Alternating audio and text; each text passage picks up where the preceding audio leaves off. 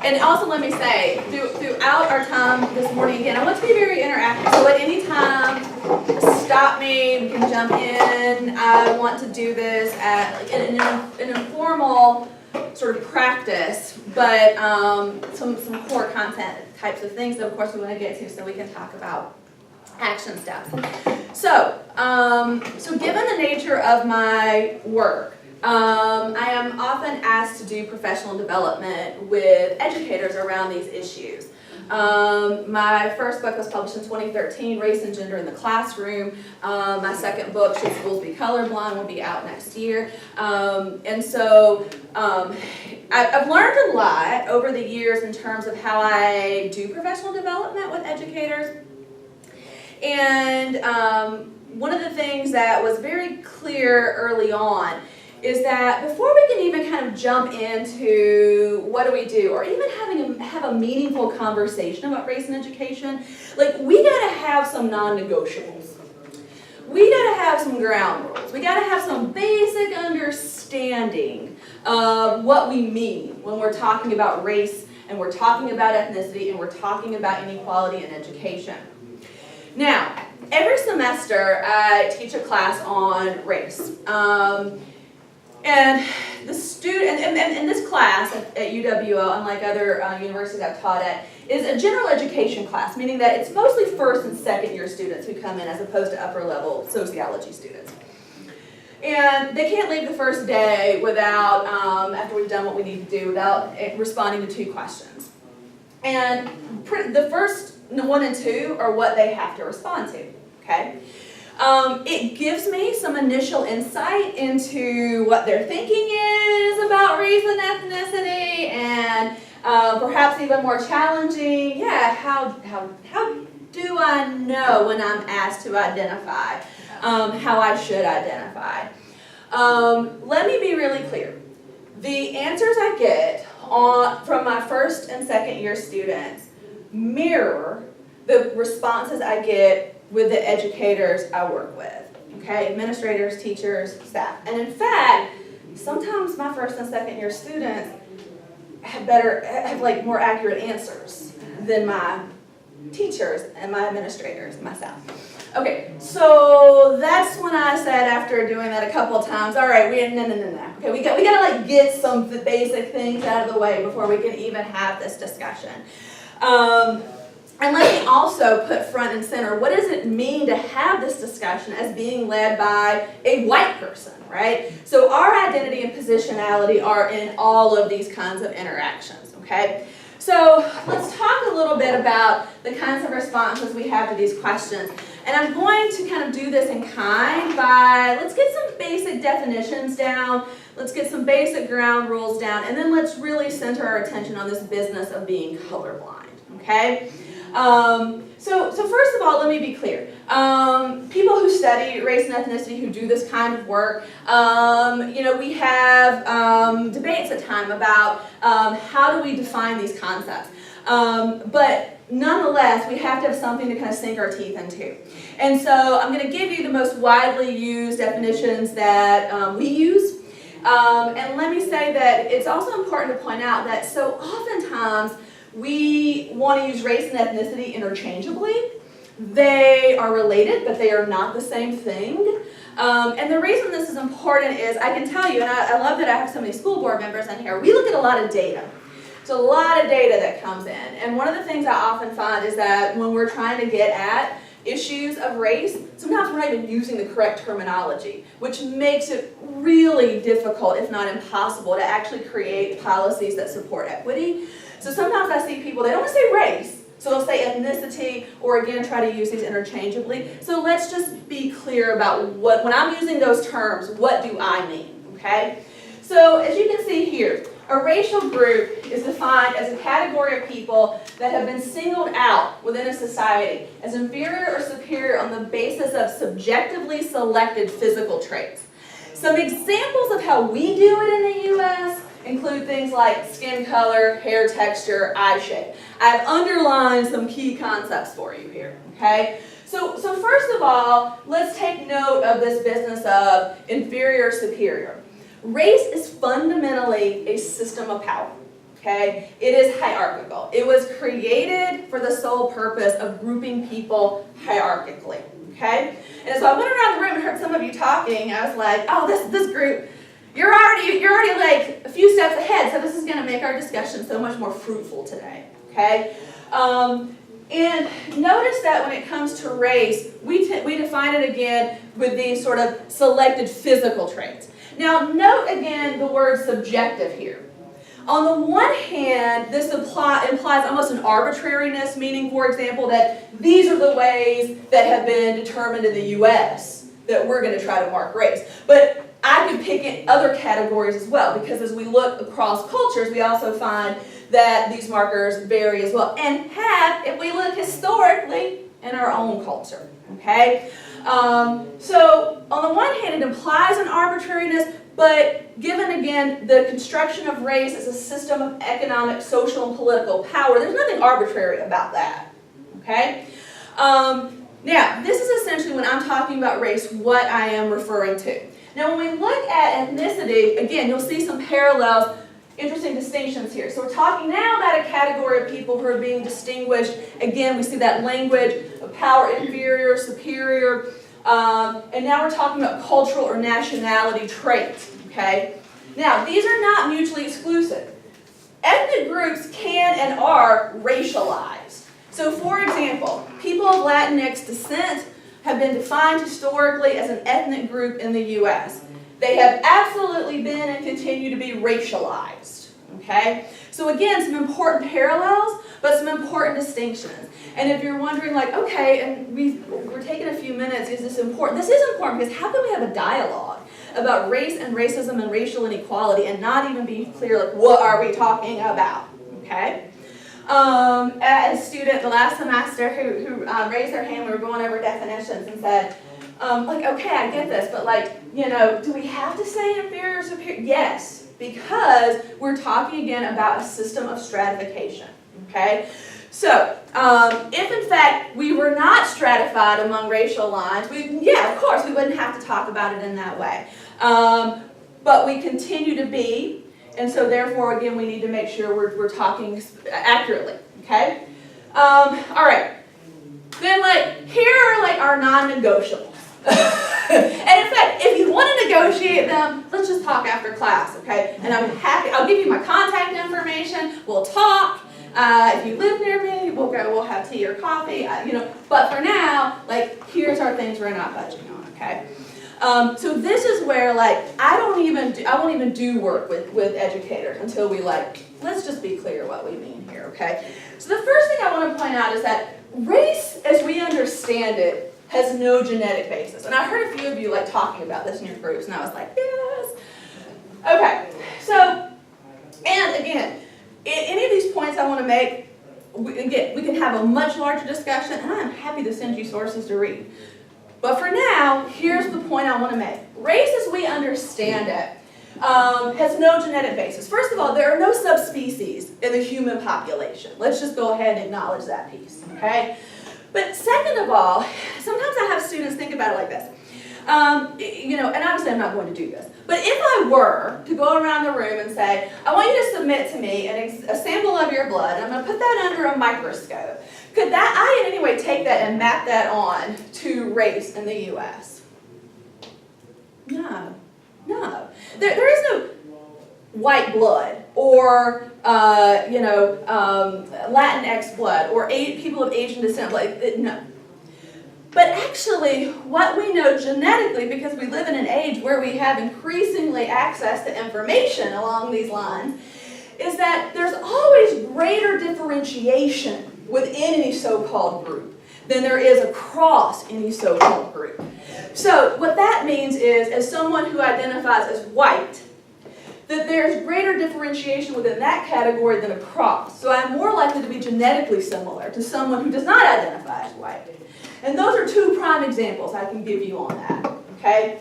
So race is not about biology, okay? Again, race has been and continues to be about power. The second thing everyone needs to know about race is that it was socially constructed to justify social inequalities as natural. So when we look around and we see inequity, it allows for this means of saying, okay, well this inequality exists, but it's somehow innate or rooted in or connected to some kind of racial, again, difference, inferiority, etc. Anyone still see some of that logic used in education today? I do. I hear that.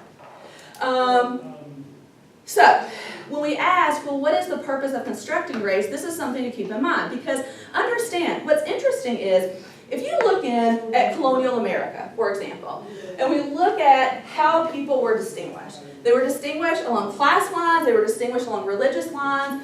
We didn't even see terms like white or black being used in colonial statutes until we began to see the introduction of slavery. So race, even as we understand it in the U.S. today, has been actually a relatively modern phenomenon. And it is something that has changed over time, changed based particularly on judicial decisions that have been made in the U.S. about who could be eligible to citizenship and based on what racial category. All right, and believe me, I would love to have, if we had a regular semester, we'd spend so much more time, but I'm moving on. These are non-negotiables. Look, race may not be biological, but racism is real, right? So even as we acknowledge race as a social construction, and by the way, any social construction can be deconstructed, right? Even as we recognize it's not biologically real, racism is very real. And I'm going to begin with the assumption that you all get that, and that's why you're here, in order to talk about what do we do about that. And now, here's the deal. Colorblindness will not end racism. And I don't know if any of you actually got to that fourth question on the previous slide, and that's okay, because we're going to spend the bulk of our time here this morning. But colorblindness will not end racism. Now, why not? Can I hear from one or two of you? Why does colorblindness not work when it comes to ending racism? Mary, I think I saw your hand up, and then Barry, if you want to add to that, yeah. Well, I think that being colorblind means that you accept the policies that we have, the educational practices and policies, and those, in my view, are, the racism is built in. Okay. And we haven't changed that. So we're ignoring the inequities. Okay. Thank you, Mary. Barry, do you want to add to And that? probably from a different direction is if everyone, including the policymakers, were truly colorblind, maybe it would solve. But the problem is not everyone is colorblind. Okay. Nor will they ever be colorblind. So this sort of gets at this conundrum when it comes to colorblindness that we're going to talk about. At the most fundamental level, can we ever address any problem we don't acknowledge exists? No. Now this, I gotta say, is why a number of race scholars today actually argue that racism today is more dangerous than in the past. And that's a very provocative statement to make. But the reason that they argue that is because we live in an era of what I call post-racial politics. So we're told that somehow we're post-racial, which means basically that race no longer has any material consequences attached to it.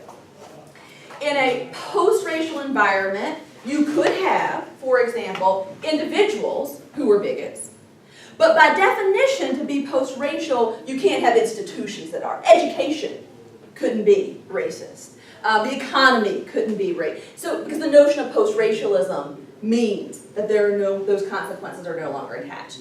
And so this is the reason that a number of them make that argument, is because we live in an era where there continue to be all these paradoxes that surround race. On the one hand, we're told that somehow we're post-racial. On the other, we think race is something we see. Right? Those subjectively selected physical traits. So, here's the fundamental question. This kind of gets at the comment that Barry was just making. Can someone be colorblind and not be racist? This is actually an intriguing question in my field. Does anyone have thoughts on that before I elaborate a little bit further? Can someone be colorblind and not be racist? Sure. I was just talking to the group Yeah. that I had, that I felt like my own children were born colorblind, and I had to, Well, we all are. right. Yeah, So they were yeah. born, but now that they are getting older and Sure. school age, I've kind of had to educate them on the historical reasons behind why someone might struggle in one area versus another. You know, just Yeah. that, Yeah. and wasn't trying to teach them to be a racist, but that they couldn't grow up being colorblind, knowing Okay. someone else's struggles. Sure, sure. Anyone else, maybe one other person that might want to hazard a guess? Can you be colorblind and not be racist? Or maybe we're perplexed. Are we perplexed? The reason this is such an intriguing question is because of this. Historically, when we have talked about colorblindness, we are talking about colorblind racism, right? So the notion is like it's impossible to be colorblind and not be racist because colorblindness has been referred specifically to colorblind racism both interpersonally and institutionally. There has been some very interesting research in the last couple of years, including by some colleagues of mine at other universities, who have sort of parsed this question a little bit more. Because one of the things that we found is that regardless of race or identity, most Americans identify with colorblindness. Okay, what does that mean for us then? Like, how do we sort of make sense of that, given again this sort of nature of like, can you be colorblind? Okay, so we need to parse it as well. We need to parse it as identity from what we mean in terms of sort of institutional policy, practice, etc. So, hold tight. I'm going to tell you, I'm going to help sort of unpack this a little bit. So, identity, here's what we mean. That, it is possible, I mean, at least the research suggests. The most recent research suggests that it could be possible to ascribe to colorblindness and not be racist. And here's why. Because some folks, and perhaps most folks, think about colorblindness as an ideal, right? That it's something we should ascribe to. So just as I said a moment ago, any social construction can be deconstructed. Like that would be, so now that takes us back to that famous Martin Luther King Jr. speech when he talked about being colorblind and the content of character mattering more than color. Like that's the aspirational nature of colorblindness. But here's where that divide happens. So I can ascribe to that, and I would say, and by the way, in the most recent book, I even sort of say this, which is I can ascribe to that, meaning deconstruct that system of race and actively work to dismantle systems of inequality, okay, and white supremacy. Or you can ascribe to colorblindness and basically support policies and practices that maintain the racial status quo. So on the one hand, it is fair to say, like, the research seems to say it could be possible, but it hinges on what do you do about it, right? So in other words, we can ascribe to be colorblind, but what are you doing in order to manifest that reality? Okay, does that make sense? Now, let's kick that to the side for a moment. So what I'm going to be talking about is colorblind racism, okay? Now, what I'm going to do is, I'm going to, in a few moments, I'm going to pull in some of the data that I've collected. I've worked in school districts in Illinois, Wisconsin, and Minnesota. And I'm just going to show you some examples of educators basically using sort of frames of colorblind racism in order to sort of make sense of race and oftentimes explain racial disparities. We're going to do this not because we're trying to throw educators like under the bus, but because, in fact, I should pause there for a moment and say, because I am very consistent in the work I do, that we also do not provide the supports for educators to do the kind of anti-racism work that we need to be doing.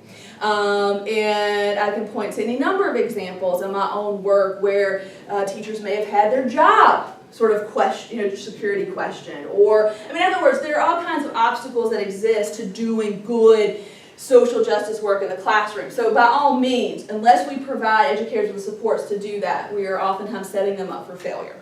So I show them not to say, see, look what they're doing, but actually to kind of shine a light on some of the common tropes that we use to talk about and think about race and racial inequality that actually are just serving to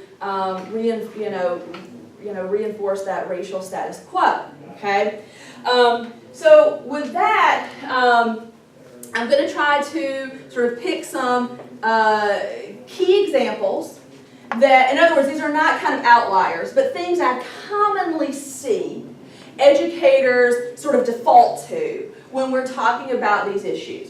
So I want to begin with a quote from a teacher that I worked with in Illinois. And ever since this conversation between he and I, so this is a white male teacher and elementary teacher in Illinois, ever since we've had this conversation, I have used his response actually as the quintessential example of what I mean when I say constructing these colorblind learning environments, right? Because when we look at education in general today, and we look at sort of the mantra we so oftentimes do. Now, it may vary a little district to district. I call it the social equality maxim. I've never liked that, but I haven't come up with something better. But it's this notion that goes something like this. All students can learn and be successful, right? That sounds beautiful. Like, who could not get behind a sentiment like that? But the subtext of that is regardless of race, regardless of class, regardless of gender. And in other words, those things matter. And when we write them out, then we are constructing these colorblind and genderblind learning environments, which is really, again, sort of the epitome of this is found here. So he says, look, I just found that I try not to see gender, race, that stuff. You just can't even look at it. They're just people. I think that's the smartest way to approach it, okay? Now, we're going to talk about, in the remainder of our time today, is that the smartest way to approach it? This teacher is not trying to be malevolent. He believes that's the best way to do it, is just to approach it as I'm not even going to see. Now, understand that while this is the quintessential example, here's where some people get tripped up when it comes to color blindness. Because, and I get why this is, we assume, much like this teacher, that means I don't see race. I don't see ethnicity. I don't see these things. But in practice, colorblindness in an era of post-racial politics really operates as a now you see race, now you don't mentality. It doesn't mean I don't see race, oftentimes. As teachers, it doesn't mean, we don't see race, but that we oftentimes don't see it as carrying any kind of social significance or, again, having those material kinds of consequences still attached to it. So understand that even though the notion of colorblindness sort of implies we just don't see it, and that's, again, sort of epitomized here, oftentimes, I'll have to, it's not uncommon that I have teachers that will completely express a sentiment like this, or an administrator, but then go the next statement talking explicitly about race, right? So in other words, no, we see it, but again, picking and choosing how we see it in ways that reinforce the racial status quo. So, with that in mind, let me give you some of the common ways that I oftentimes see this used, okay? Now, I don't think I'm going to guess that nobody in this room needs to be convinced that racial inequality in education is still very much a major social problem. We know that in Wisconsin, when we look at the status of our Black and African American students, that we are like the worst in the nation on several measures. Many related specifically to education, okay? So, at times, districts, communities, individual educators come up with strategies, policies, community outreach folk, like in order to kind of minimize or mitigate some of those disparities. In other words, we've got a problem that's been measured, it has been, data clearly shows it's an issue, but oftentimes what happens is when we then develop some kind of strategy or policy or program to directly address it, people don't like that. Because now why are those students getting this program? Or why are those students getting this access, right? This is what's called abstract liberalism. And it is probably, it is the fundamental frame of colorblind racism. These frames we'll be talking about draw largely from the work of Eduardo Bonilla Silva, whose research in race has very much influenced the field. Last year, he was president of the American Sociological Association. And he talks about, he says this is the foundation of the new racial order. So here's the issue with abstract liberalism. It allows folks, including educators, to claim, I care about racism. I care about racial inequality. But I'm not going to support affirmative action, because that's just special treatment.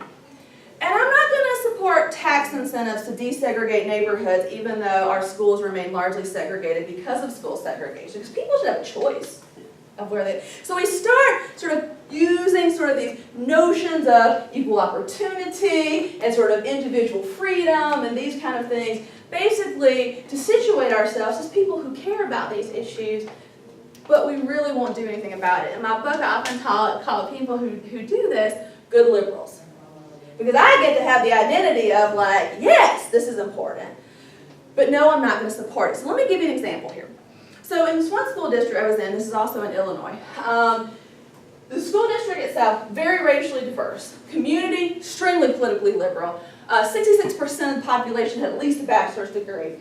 The kind of community you'd be like, if there was going to be like strong policies for equity, it would be here, right? And yet those schools were very racially segregated, much like the community itself. And one of the suggestions that had been made to address the long-standing gap, academic gap, between white and black students in that district was, let's introduce a curricular strand. We're going to make it a magnet program. It's going to be open to everybody. Any of the students in the district can apply to it. We're going to focus it on small class sizes. We're going to focus it on culturally relevant material. We're going to focus it on strong family, community, family-school community relationships. We're going to call it the Afrocentric Curriculum Program. Yes, let's try this because we've got a problem. We see that gap is not declining. We've been living with it for decades. Let's try this. Now, it was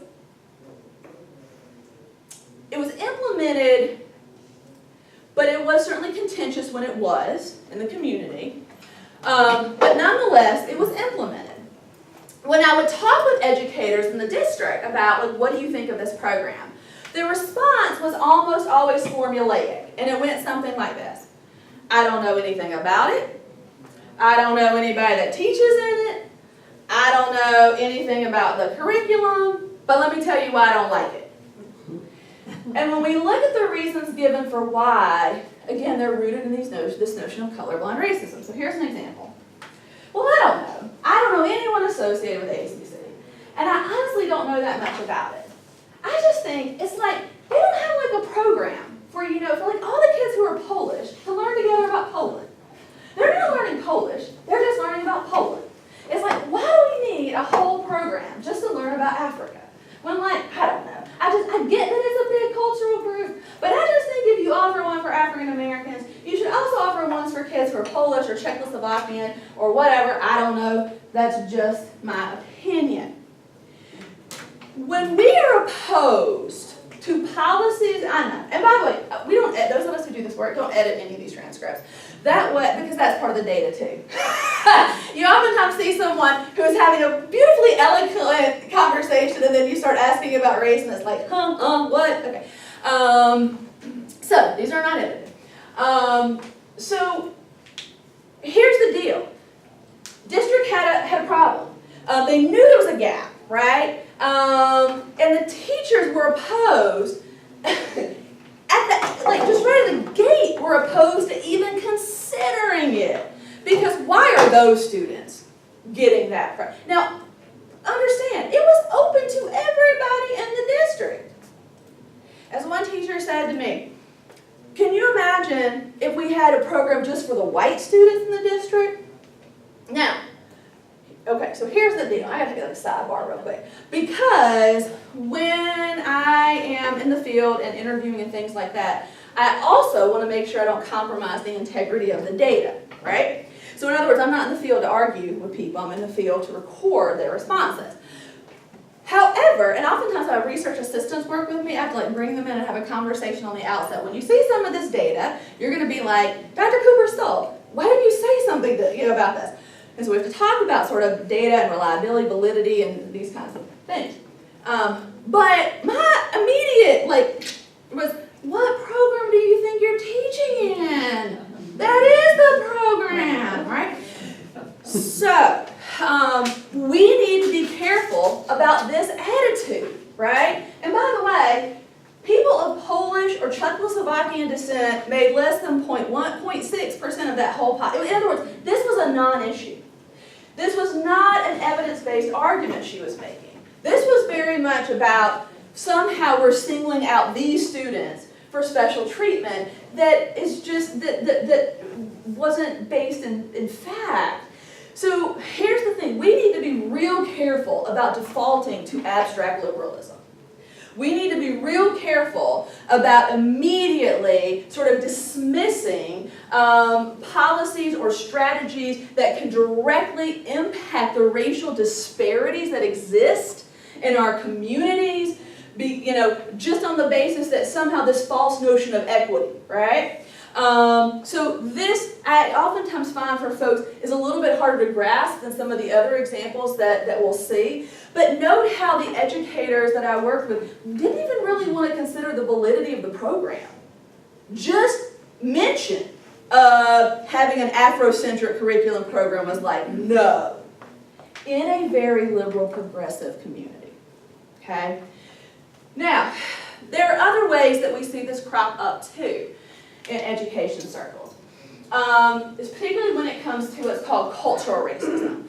And when I find people oftentimes want to make this argument, they do so based on the notion that they're almost situating themselves as benevolent. So they would never, and I'm just checking here because I want to make sure that I didn't jump ahead, and of course I did. So let's pause the cultural racism for a minute. Sometimes I switch the order and then I remember. So let's pause this, because what I was going to say is sometimes people will use cultural racism because they see it as more benevolent to what's to naturalization. So here's what I mean by naturalization. So again, another way sometimes in education circles we unwittingly perhaps perpetuate colorblind racism. And when it comes to naturalization, it's based on the notion that that racial distinctions